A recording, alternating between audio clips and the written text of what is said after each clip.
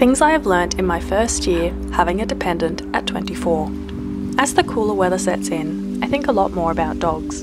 It's no longer always effortless to get outside and walk them. Their humans bundle up and pound the pavement more briskly and miserable looking, while their companions lag, ever determined to smell every scent emanating from the morning dew. Tensions are higher as dog and human negotiate the terms of this new season. The power balance shifting, dogs needing their daily outing, mist, rail, hain, fog or shine, while the decreasing daylight and miserable conditions causes a human instinct to burrow down. Dog wins and we curse under our breath at how tit-splittingly cold it is as dog leads us out the door for another morning in a row.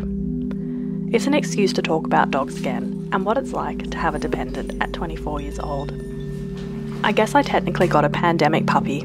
Watch this video to hear more about that. And while he's not full grown, in brain, not body, he's made half of this pandemic a little different. I see people who've acquired a dog recently post about how it's a lot harder than what they thought it would be and that they're struggling. Maybe I have a radar for these posts, but it feels like these confessions are more common now and it makes me wonder what's going on. So let's have a little honest chat about dog ownership in this new world. I think what's happening is that we're all feeling pretty fragile and at the end of our tether, and the fantasy of a dog has morphed into something a bit unreasonable. We've come to expect more of them. The calm, neat companionship that older dogs can provide without the journey it takes to get there. That combined with the lack of socialisation brought on by the pandemic, to dog or human. The dogs are frustrated because there's not enough stimulus, and we're not seeing puppy shenanigans through other people's eyes for what they are. Rather, they're big four-legged catastrophes and just another reason why everything's falling apart. So at the end of 2020, I got Merlin, who's now 1.5. And I've since learnt that labs are more dog, with a capital D, than a lot of other relatively benign breeds. They have extremely strong urges and will use them to annoyingly destructive lengths if not sufficiently exhausted and trained. The trick is to use their urges, like being needy love bugs, having a bottomless appetite and endless energy, against them. No, I mean to use. Labradors have an extended maturity period that takes up to 2 years to reach, with lab owners saying that they don't truly settle until their 3rd or 4th birthday. They're both easily sensorily triggered. They'll take any cue from another dog, human or living thing, like an ant, snail or fly, to play, while also being incredibly sensorily robust. They won't flinch at loud noises or be bothered by fireworks. And for someone with a flinchy nervous system, that's very appreciated. That's why I've made peace with this sensory deprivation tank, aka a crate, because it really does calm him down while he's still got plenty of beans, even if to me it will always resemble an orphan cage from an evil fairy tale. But we hardly have to use it now. Yay!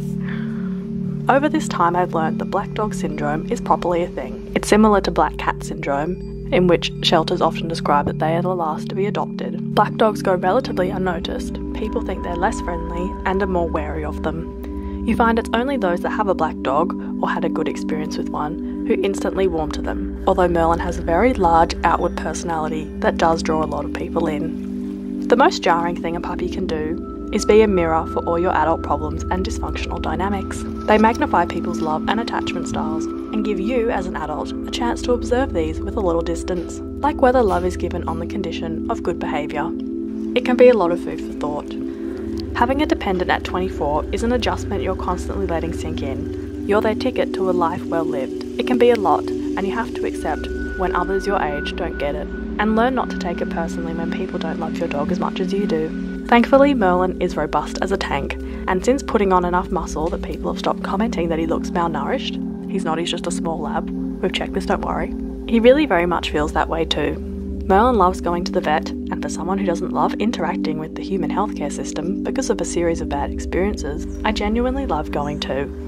He is so well looked after and is the most eager, enthusiastic, teacher's pet type patient you will ever see. He's enthusiastic about everything presented, be it injection, anal thermometer, suture removal, or treat. And I've learnt there's nothing quite like advocating for someone else's health to make you feel like a competent human being. I've learnt that dry roasted unsalted peanuts are the cheapest dog treat around, as it's peanut butter that you can carry around in your pocket. Just be wary with dogs with more fragile digestive systems, as the internet says some large chunks can get stuck. And Kong stuffed with peanut butter, then frozen, are the longest lasting set and forget style treat for a high energy, peanut butter obsessed dog. I am now a walking talking treat dispenser, as we've segued from daily formal training to informal reinforcement here and there. He's figured out he gets a treat when he does the behaviour, so needs to see proof there's something in it for him, before considering expending energy of the sort, which for him is the hand reaching into pocket cue. Sneaky little pooper. At the other end of the energy spectrum, he can be unbelievably lazy and infuriatingly stubborn. Before their brain noodles have matured, they figure out full well that their people are intensely attached to them, and they know how to look genuinely perplexed when they have to do something you suggest, like poop in the rain. But even with a dog who potentially has a 4-year-long settling period, I can tell you that they really do learn new things every day and continue to tip the scales from causing stress to eliminating it. Remember, puppies are plastic, are experiencing everything for the first time, and will never stop loving you. They deserve a lot of patience and faith.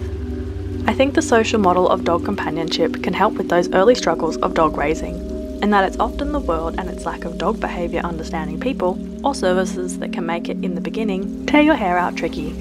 So I could keep babbling, but in summary, dogs are the best, but can be manipulative little shits. That's okay, it's a process. You will love them so much it hurts, like most dependents. And this section on a Labrador, when kissed, will release more happy hormones than anything else on the planet.